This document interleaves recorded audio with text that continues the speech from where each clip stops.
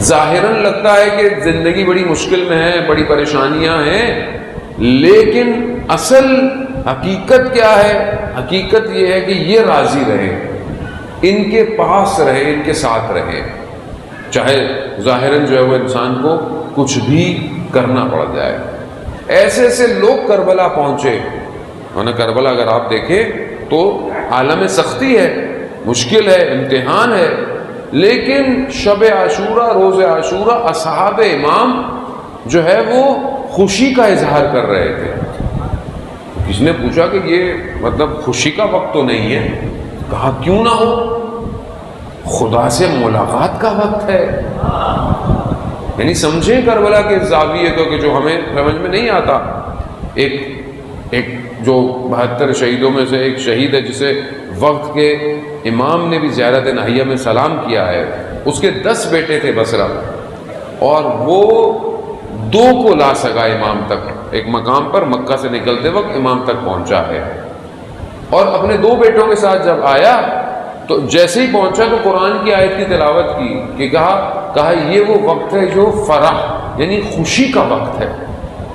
یعنی کیسی خوشی؟ کہا کہ امام سے ملنا خوشی ہے، یعنی اس میں پریشانی نہیں ہے، اب آگے کٹ جاؤ گے، مر جاؤ گے، خوب ہمیں لگتا ہے کہ یہ آگے مر رہے ہیں، کٹ رہے ہیں، یہ تو کئی عرصے سے انتظار کر رہے تھے۔ یہ ایسے نہیں ہوئے، بعض لوگ ہمیں لگتا ہے کہ کچھ لوگ یوں آئے، نہیں۔ عزیزان محترم، امام تک پہنچنا جو کربلا ہمیں بیان کرتی ہے، مقدمہ ظہور ہے جو بہرحال ہماری گفتگو کا محور ہے، یہ تب ہوگا کہ ان صلاحیتوں کو جو کربلا والوں میں تھی ان کو اپنے اندر دیکھیں کہاں ہے۔ ہماری زندگی میں خوشی کہاں ہے؟ ہمارے چہرے پہ خوشی کب ہوتی ہے؟ ہم اپنے آپ کو جانچیں، پڑتالیں، دیکھیں خوشی کہاں ہے۔ کیا ہمارے چہرے پہ ویسے بھی خوشی ہے کہ نہیں ہے؟ یا مطلب ویسے بھی ابھی حالات دنیا کے، کرونا وائرس، ان میں ویسے لوگ ڈسٹرب ہو گئے ہیں، تو یہ تو بہرحال ایک دنیاوی مشکلات ہیں، آگے بھی رہیں گی، ہر آدمی افیکٹڈ ہوتا ہے۔ اور ابھی جو اس وائرس بیماری اور پھر بہرحال جو ملکی حالات اور سوشل، اکنومیکل، فائنینشیل، اس میں سب سے بڑی مشکل سائیکولوجیکل ڈس آرڈر کی ہے، یعنی ذہنی طور پر لوگ ڈپریشن کا شکار ہیں۔ اب یہ ذہنی ڈپریشن سے باہر کیسے نکلیں؟ آپ کون سی گولی کھلائی جائے کہ اس ڈپریشن سے باہر نکلیں؟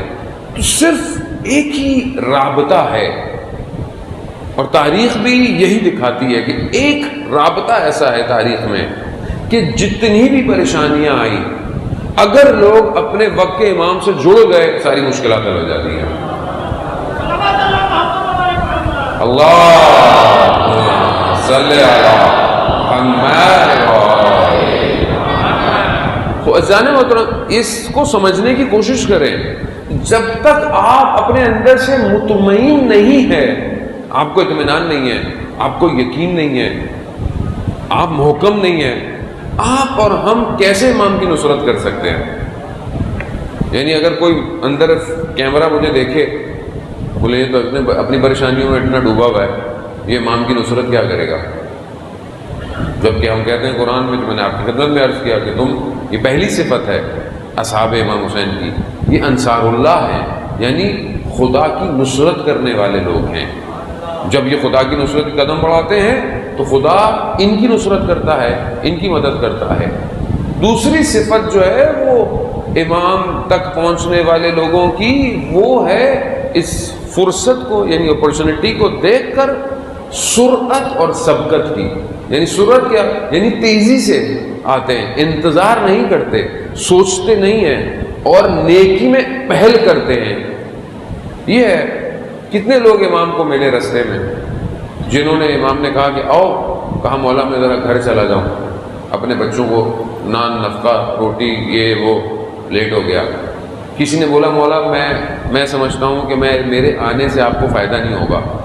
آپ سوچ رہے ہیں یہ کہانیاں نہیں ہیں، یہ حقیقت ہے۔ میں اپنے آپ کو دیکھوں میں کہاں کھڑا ہوا ہوں۔ ابھی امام انشاءاللہ کہ امام جلد سے جلد آئیں، ابھی امام آئیں گے، آپ کیا بولیں گے؟ کیسے جائیں گے؟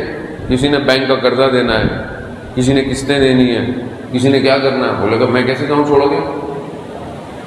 اچھا یہ آپ کو محسوس نہیں ہو رہا؟ یہ میں لوگوں سے ملتا ہوں، لوگوں نے یہ باتیں کہی ہیں مجھ سے کہ مولانا صاحب ہمارے تو، میں کسی ملک میں گیا، ہمارے یہاں تو 3 مہینے کا کرایہ دینا پڑتا ہے گھر کا، تو امام آ جائیں تو کیا چھوڑ کے چلے جائیں؟ سوچ، اس میں ان کا کوئی قصور نہیں ہے، ہم سب ہر جگہ ایسے ہی سوچ لے کے بیٹھے ہوئے ہیں کہ امام آ جائیں میں کیسے نکلوں گا۔ ہم بھی جب نئے طالب علم بنے حوزے میں گئے تو ہمارے پاس بڑا اچھا ایک کمپیوٹر ہوتا تھا، تو خیال آ گیا کہ مر جاؤ، انسان کو کبھی کبھی تو موت کا خیال آ ہی جاتا ہے نا، تو میں نے کہا مر گئے اس کمپیوٹر کا کیا ہوگا؟ کیوں؟ دل جڑا ہوا ہے۔ دل کہاں جڑا ہوا ہے؟ دل کس سے جڑا ہوا ہے؟ کیسے اس دل کو جدا کروں میں؟ آج پریکٹس ہوگی امام کے ساتھ رہنے کی تو ہی اٹھوں گا نا، ان کے ساتھ ہوئے تو کمال ہے، ورنہ سب بیکار ہو جائے گا۔